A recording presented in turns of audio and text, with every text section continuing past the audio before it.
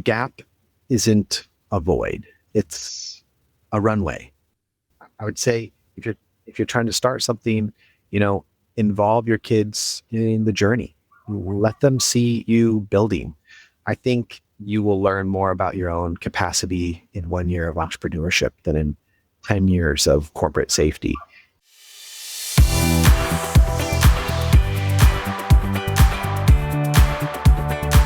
Welcome to Gap to Gig, the show for dads reimagining how work fits into life, not the other way around. It's where we talk about what comes next, how to make sense of the in-between, and who we become in the process. I'm your host, Michael Jacobs, and today I'm joined by someone who's lived inside the creative world for more than 20 years and now brings that experience into a life that blends design, entrepreneurship, and hands-on fatherhood. Jon Merlin is the founder of Merlin Designs, a graphic design and creative direction agency he launched last year. His work spans branding, web design, packaging, email, and e-commerce strategy. He's built a creative career over decades, and now he's doing it on his own terms. He's also a dad of 2 girls. He's raising a young family, building a business from scratch, and staying active in the creative community while holding a daily window of protected time with his daughters. Jon brings a powerful perspective to the reality of trying to pursue meaningful work while being the kind of parent you want to be. Jon, thanks for being here. Welcome to the show. Thanks for having me, Michael. My pleasure. Let me start with this. You talk about protecting that 5 to 8 window with your girls every night. What made you decide that this needed to be a non-negotiable part of your day? Yeah. When I started, I realized that, your to-do list is essentially endless. And around 5 o'clock, I'd try to wind down whatever I was working on. I realized that in my attempt to be productive, I was quietly siphoning away quality time for my family. I realized that the years where my kids are young and actually want to play with me are a finite resource. So I drew like a hard line in the sand. No matter what was happening in the business between 5 and 8, I'm not a founder, I am dad. So 5 o'clock, I get off and we play games, talk about our day, do dinner, help with homework, bath, bedtime routine. So it's sort of those little things we do day in and day out. I think that I'm going to remember, they're going to remember.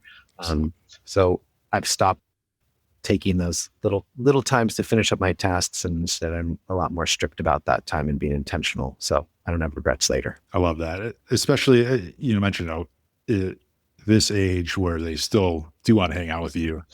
Yeah. Right? Like my kids are getting older now, they're in high school and they don't always want to be with their parents, hang out with their parents. Yeah. I get it. So it is a limited amount of time. And eventually, they move out, they move on, and you only get so much time. And, to craft or to carve out a intentional period of time on a daily basis, probably not easy. There's probably days where it can become a bit of a challenge where it's like, oh, I really got to get this done.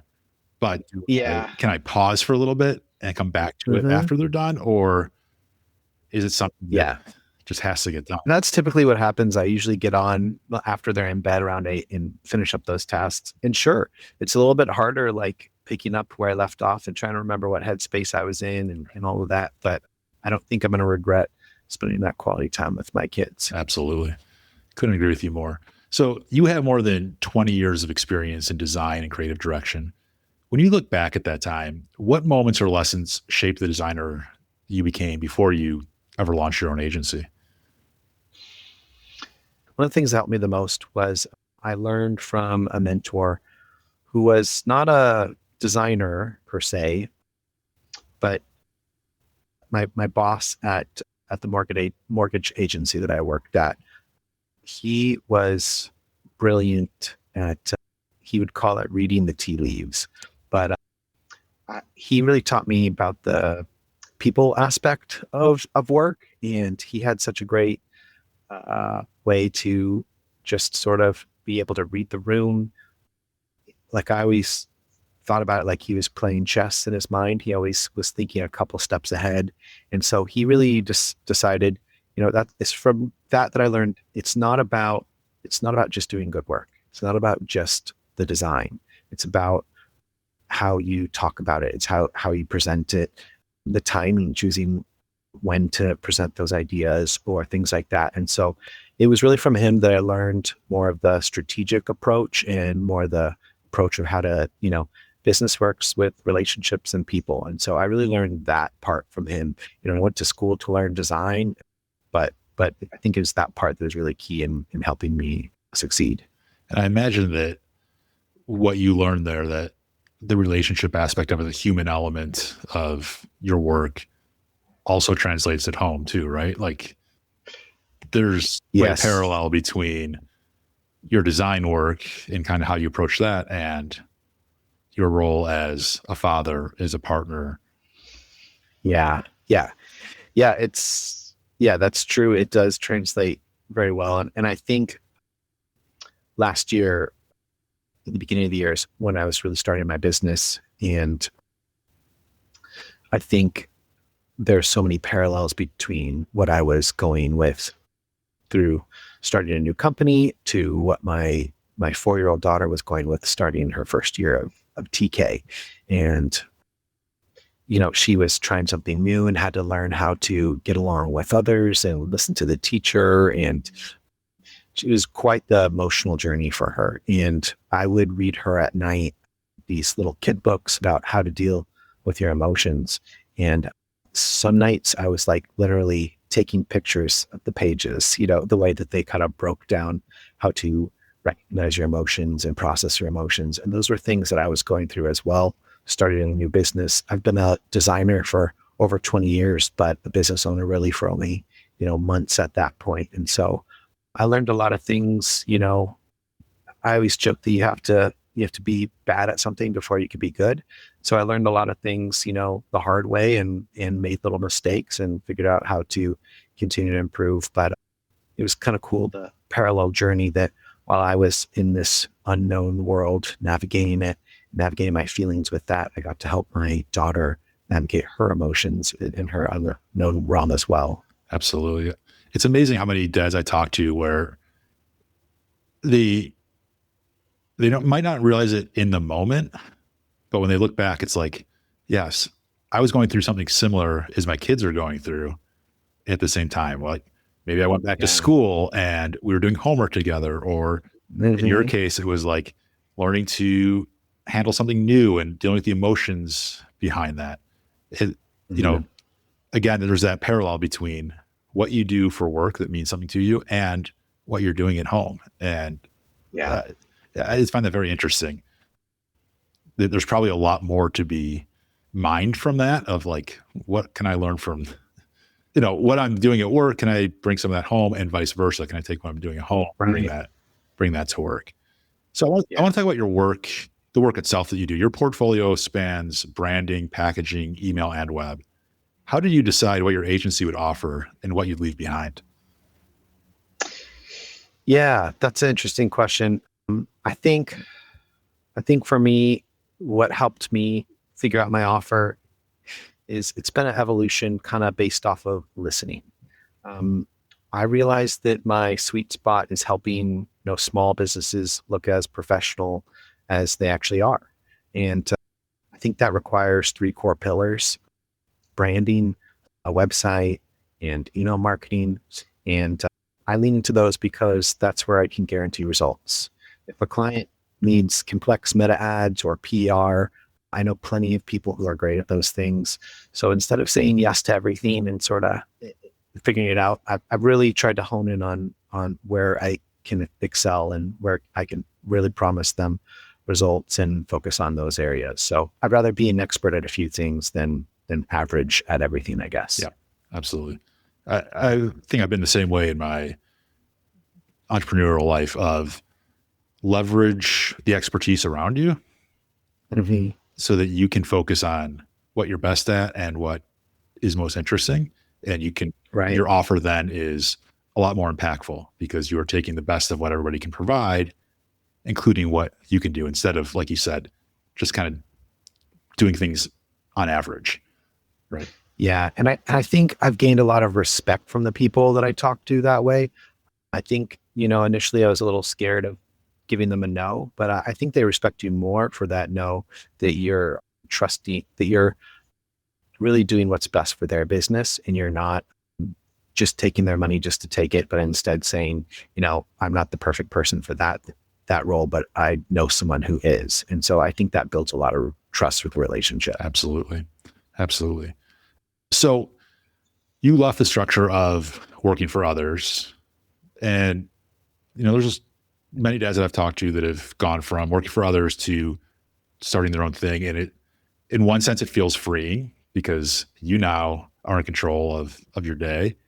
In another Yeah. sense, it can be unsettling at the same time of like, it all falls on me now to get that paycheck and take that next step. And Yep. so what did that transition bring up for you? Yeah, I think you summarized my feelings pretty accurately. It was definitely a mix of like both freedom and paralysis. Like in corporate America, you're told what to do and you can just show up and check some boxes and then sort of leave it there and go home. As a founder, your first step is you have to decide what must be done that day. And so I think the hardest transition for me was learning to identify the one big thing that will move the needle each day rather than just, being busy for busy's sake. And so, yeah, that's still been a learning process for me. But yeah, every morning and every evening, I'm thinking about, there's essentially my to-do list is endless, but what's most important? And so I try to just take on the big fires and let the small fires burn. Sure. So starting your own business and you have two young kids at home sounds like potential for chaos and difficult time management. Now, I know you structure your day so that you have that 5 to 8 block already taken, but how did you navigate that tension beyond having that 5 to 8 block there, especially in those early days as you were starting things up and having two young kids to deal with? Yeah. Yeah. It was definitely messy. I was wrestling with the, anxiety of the unknown in how to network, how to, price your product, how to find leads. And at the same time, like, everything going on at home.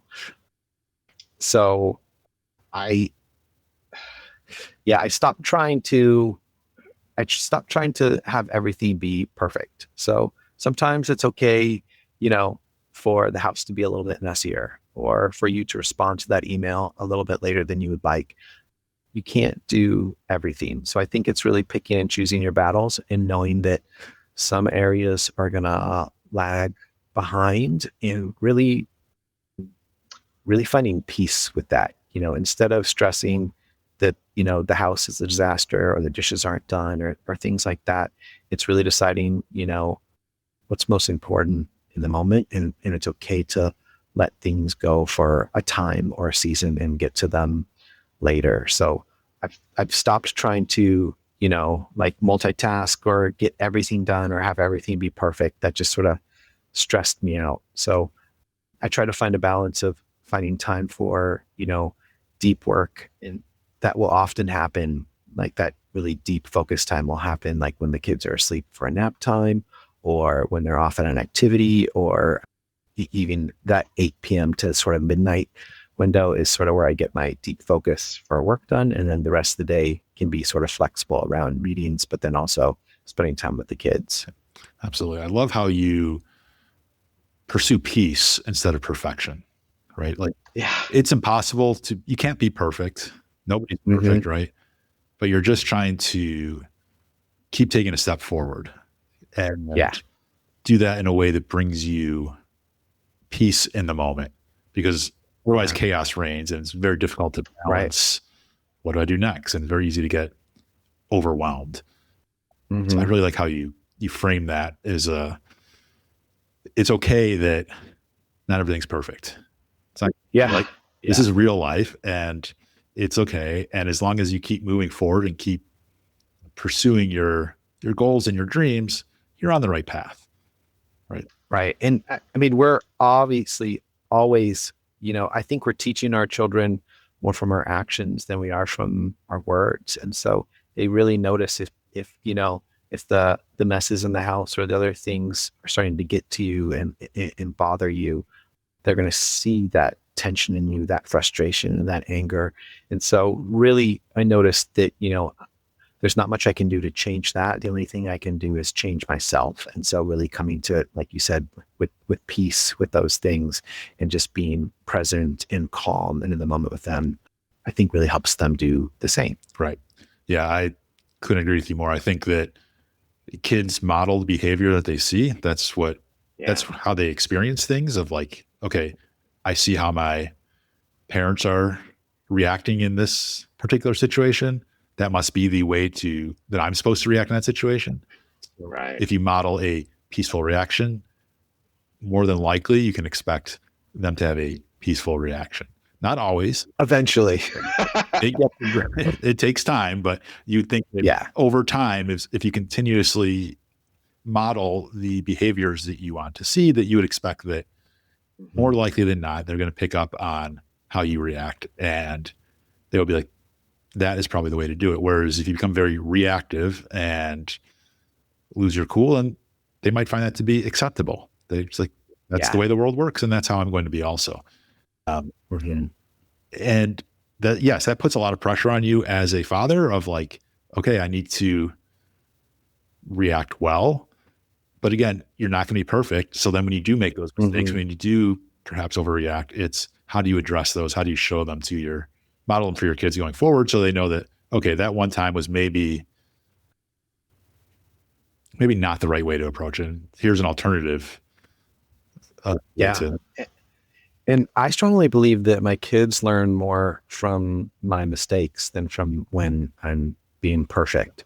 And so it's really those times where I do lose my cool, or those are the times where I could really model how to repair a relationship. So I think when I make a mistake, I need to be the first one to own up to that with them and say, I'm sorry, and I'm not perfect, and really try to repair our relationship. And I think they learn a lot by that we're not perfect, that we're trying to figure it out as we go, but that it's okay to make mistakes. And once you make a mistake, this is how you repair and get back to having a good relationship. Absolutely. Absolutely. There's a level of regulation there, right? Of like, you make a mistake, it's okay, like own up to it and try to change that behavior for the next time. I think that allows children to better regulate their emotions in terms of how they respond or react to new experiences that they have as they grow older. So I think that's really interesting. So you talk about how you balance finding time for deep work and just work that needs to get done with being present and active with your family. But when you do design work, so you have clients and they have projects, and oftentimes I imagine there's deadlines associated with those projects. I mean, at some point they need that new branding. Yep. When those projects heat up or the deadlines start to stack, how do you protect your daily rhythms with your family without letting work take over? Yeah. So there's absolutely times where, a recent example is, Thanksgiving. I remember I had to pull out my laptop right after dinner at the table and get something out for our client. And so I try to balance those big sacrifices with little yeses. So if I have to pull all-nighter or I have to work extra, that's completely normal, as long as it's not an everyday thing.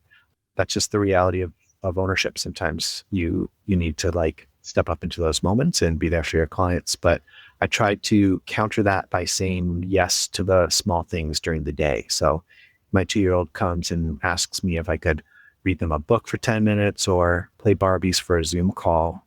I'll say yes to that. So instead of holding my day, completely sacred for work, but then constantly eating into their time with work, I try to have that balance where if there's a little moment between calls or between meetings or between that sort of deep focus time, I try to have little yeses with my kids and give them time back.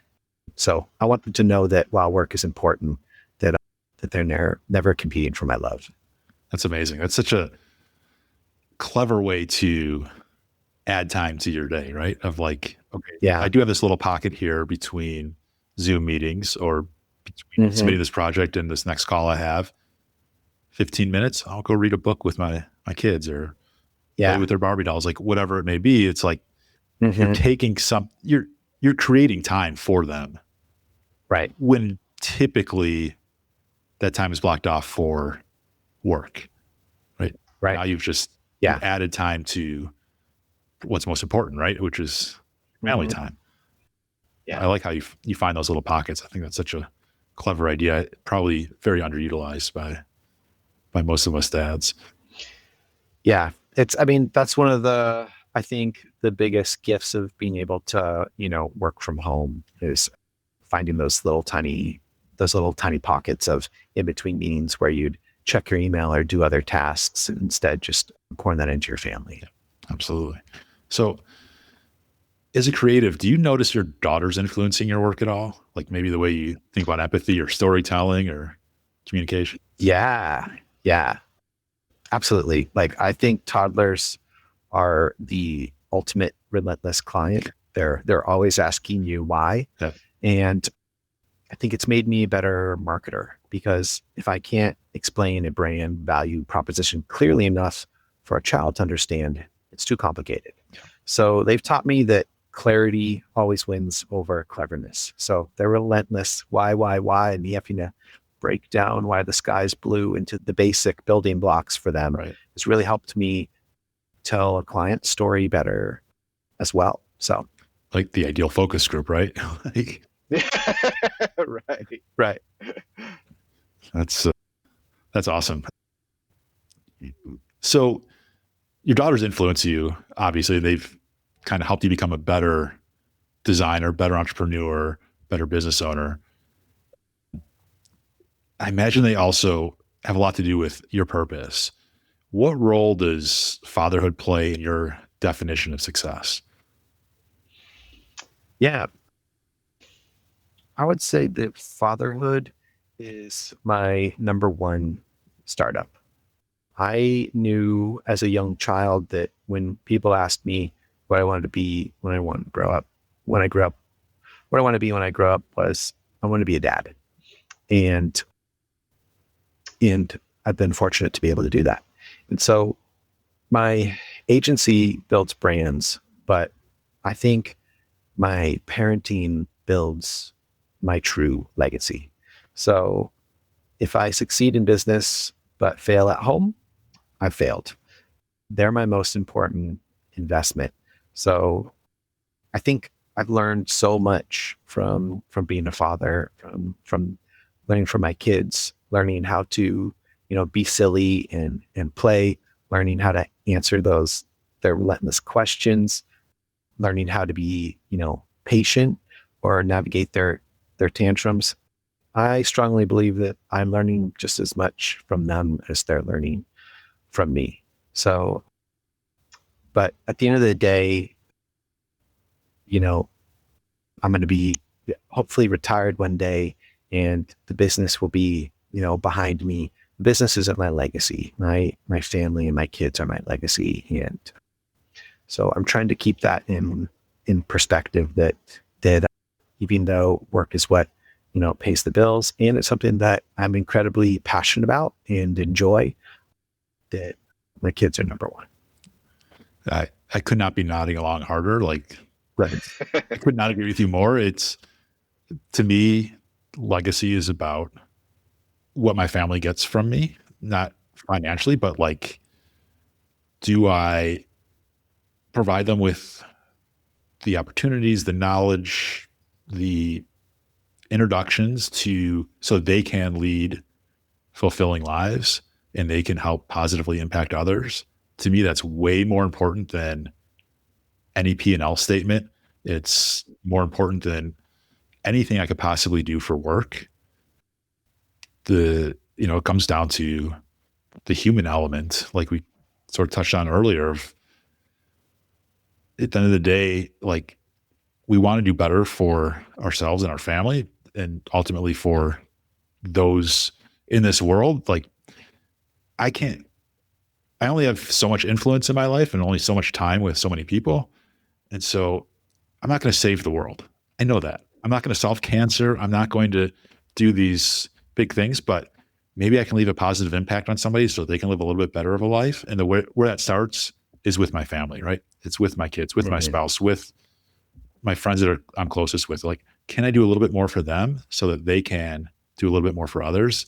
And hopefully there's this network effect of like, it just keeps growing out from there, Yeah. right? There's a ripple effect, like throwing a rock into a pond or whatever that Yeah. metaphor is. So I love how you answered that of like, it's bigger than anything you're going to build at work. Your work is still important. It's still Of interesting. It's still course. fun. It's still going to be part of who you are, but it's not ultimately what you're leaving behind. Right. Right. I love that. That's such a meaningful answer to the questions. What part of the design process kind of brings you the most energy right now? It's interesting how, sort of graphic design has changed over the years for me. It used to be something that I would do the nights and weekends, and it was my hobby. Once you start to do something every day and, for 20 years and get mastery over that, I think there's less of that excitement of that as the hobby. I think for me now, what brings me the most energy is the result. It's that unlock. It's the moment when a client sees the work and says, this was exactly what I was trying to say. I just didn't know how. Or when they give me the feedback, like, that's better than I could have ever imagined. So I love taking their chaotic thoughts or their, business goals, but they're not sure how to get there, and turning them into like a polished, visual reality. So I think taking my skills and expertise and gifts and being able to give business owners the confidence in how they look to the world is the best feeling. So for me, I mean, much like with my kids, it's always about the people. And so it's same thing within business. It's really the design to me means less to me if they want things a certain way. They're right at the end of the day, and they know their clients better than I do. So it's not about how, a logo turned out. For me, it's more about how they feel about that work and the results that it gets for them. I like how you say that what you like most or what energizes you most right now is the confidence that your clients get from your work, Yeah. right? Mhm. And it reminds me of what we talked about earlier, those parallels between work and home. You're doing the same thing with your daughters, right? You're giving them Yeah. the confidence to learn something new, to get new experiences, and the confidence that goes along with that. And the same with your clients of like, you're giving them something new to work with that they haven't experienced Mhm. before. And, the best designs, I'm not a designer, but the best designs from my understanding are the ones that affect people, right? There's Yeah. some sort of effect on them, makes them see something in a different light, perhaps, makes them remember something. And that to do that, you have to give them confidence in that idea of what you're trying to provoke with that design, with that logo, with that campaign, whatever it may be. So really interesting. I like how the parallels are just, I don't think I realized quite the number of parallels between design work and parenting, but I guess they're that. Yeah. I mean, it's interesting, we as an industry call it, graphic design, but what I got my degree in was actually called visual communication. And I think that's a better way to really sum it up is I communicate visually, and not everyone knows how to, speak that language or articulate their thoughts visually in that manner. So I help them tell their story in a visual manner that other people can see instantly.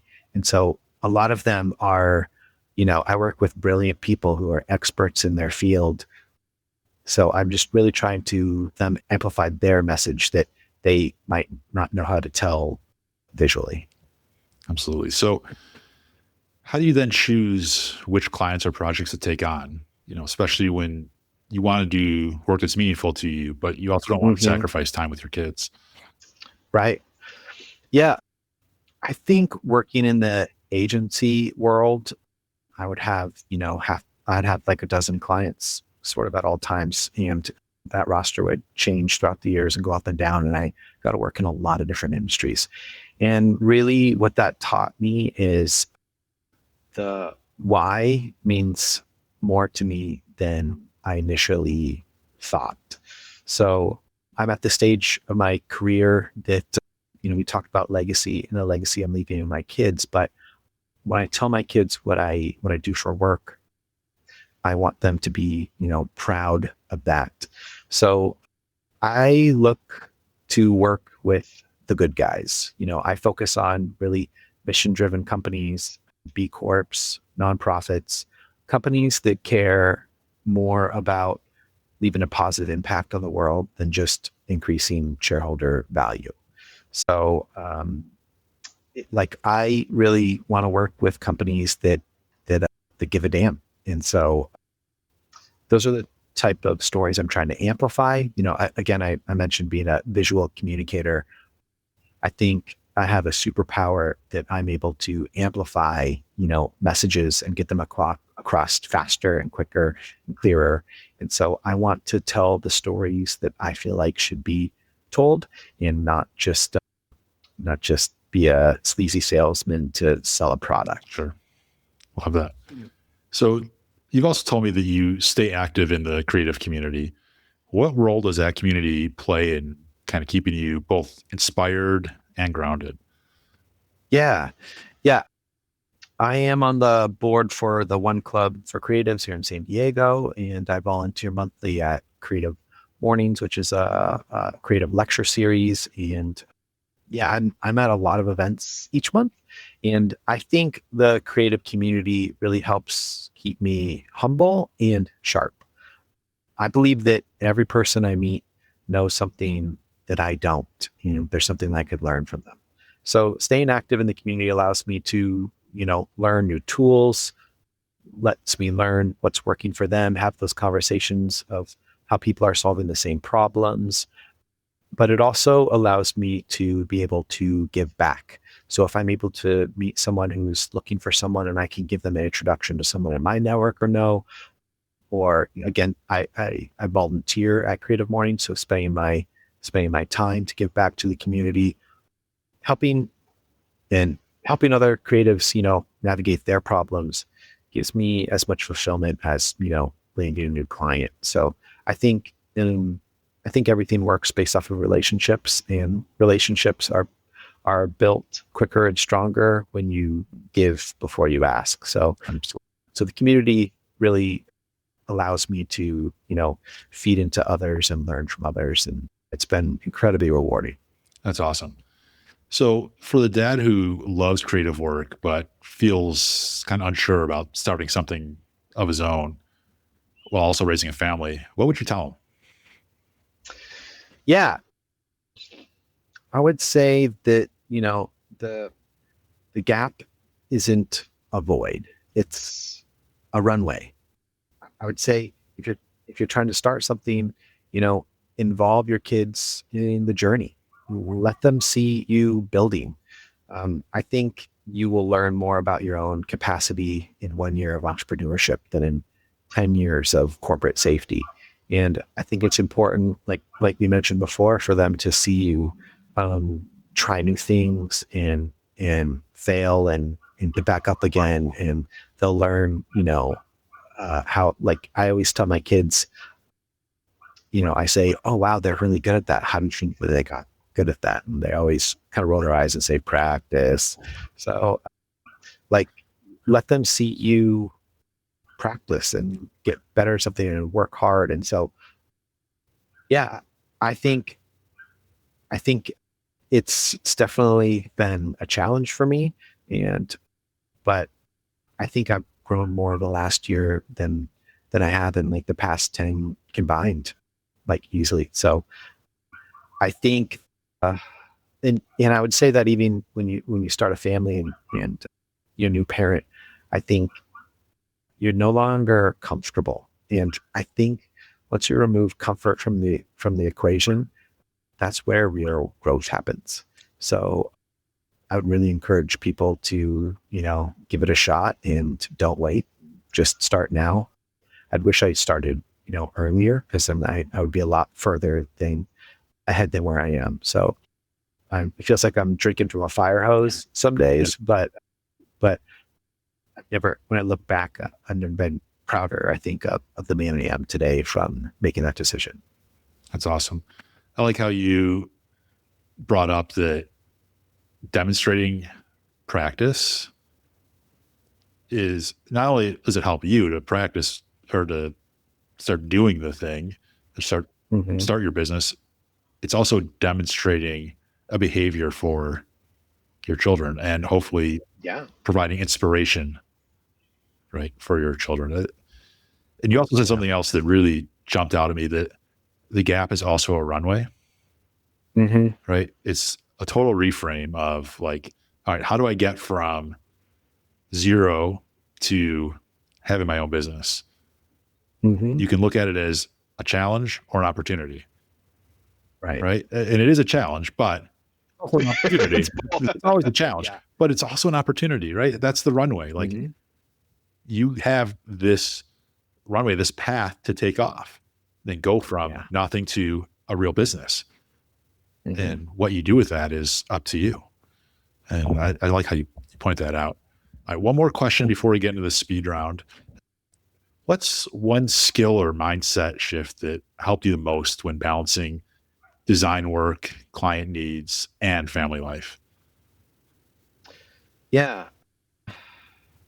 I think we may have already touched on this before, but it's that you can't be a perfect parent and a perfect spouse and a perfect founder every single day. So there's this sort of balance to, juggling all these balls at the same time. So I think what's really helped me is just really identifying what those critical issues are and be okay with the fact that some of the balls are going to drop or get less attention over time. And so I think that perfection is the enemy of progress. And so just, never giving up on any of those areas or never completely neglecting any of those areas, but really I find that if I spread my time between all of those things and sort of like my boss taught me, read the tea leaves and see, where things are at, I seem to do okay.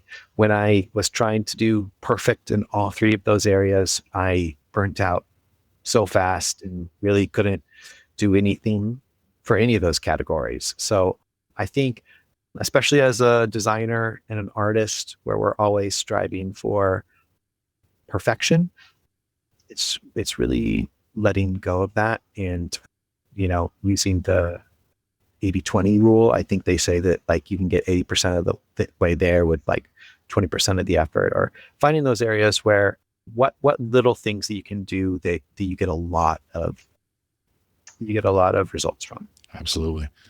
So perfection is, you think on the surface, like, okay, not choosing to be perfect is a simple idea, right? Of like, it's okay to mess up. But it's so hard for people, and a lot of dads I've talked to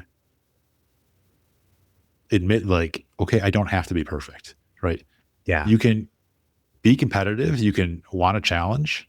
That doesn't mean you have to be perfect, right? Yeah. What professional sports team ever had a perfect record and championship? Nobody in the major sports, right? There's been undefeated teams in the regular season, but they never made it all the way. You don't have to be perfect. You can still be competitive. You can still challenge yourself, but it's okay when you make mistakes. It's how you giving yourself grace, right? Give yourself grace. Exactly. All right. Time for the speed round. It's nothing about anything, but we're going to do it anyways because it's always fun. What's the first kids show theme song that comes to mind? Let me see. I think Lava Chicken from the Minecraft movie by Jack Black. That's been stuck in my head this week. Oh, wow. Okay. I haven't heard that one yet. I have to check that out, especially if it's Jack Black. That's got to be pretty.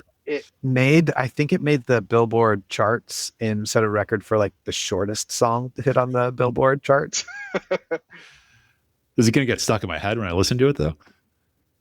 Probably. Fair enough. What was your very first job? I was a pizza delivery driver. Excellent.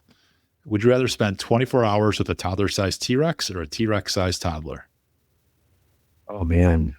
I think a toddler-sized T-Rex. At least I could put that thing in a playpen. T-Rex-sized toddler would destroy the city, I think. Yeah, that's true. If you're assuming the T-Rex or the toddler-sized T-Rex will stay in the playpen. It's true. Yeah. I don't know how that's going to work, but I'm not sure how a toddler-sized T-Rex will work anyways. What's your go-to karaoke song? I would say, man, any themed by Green Day's album, Dookie, but probably Basket Case. Excellent. Good choice. And what's the weirdest thing you've ever carried around in your bag, briefcase, or pockets? A lizard. I once brought a lizard in my pocket onto a plane from Hawaii home, and that was my childhood pet for several years. Wow. Interesting. And there's no restrictions around bringing lizards on planes? This was before, strict TSA and all those things. So I'm not sure what the restrictions are, but I was a child and just sort of did it without asking my parents. Oh, your parents didn't even know? Nope. Even better. That's great. Well, Jon, I appreciate you coming on the show. Your work, your story, they say a lot about building a life that blends creativity, family, and purpose. And for listeners that want to stay connected with what you're doing, what you're building, what you're working on, where can they find you? Yeah. I think the best place to find me, I'm on all the channels, but the best place to find me is LinkedIn. That's actually where I'm active, and I love chatting with other dads and founders. So, if we talked about anything today that really resonates with them, please send me a connection request and mention this podcast. I'd love to hear your story or give you encouragement if you're trying to build something. And right now I'm really enjoying helping, founders and small businesses who have a great product or doing good things in this world, but they feel like their branding or their website is holding them back. I love helping people look as professional, as they actually are. Awesome. And is there a website for that? Yeah, my website is jonmerlin.com, JONMERLAN.com. Excellent. We'll put both your LinkedIn and your website in the show notes as well. Awesome. Thanks. I appreciate that. My pleasure. Jon, thank you again for being so real and kind of talking us through what it means to build a business while also raising young kids. It's not an easy process. And the way you protect your time, the way you think about this sort of season of life, and the way you bring your values into your work, I think it's going to resonate with a lot of dads. I know it's resonating with me. I appreciate you being here. I'm glad we're able to have this conversation. And finally, if you're a dad listening to this and trying to figure out what comes next, maybe you're in between jobs, starting something new, or just looking for meaning in your work, head to gap2gig.com and subscribe to the Gap to Gig newsletter. If you took something valuable from this episode, send it to a dad you think could also benefit.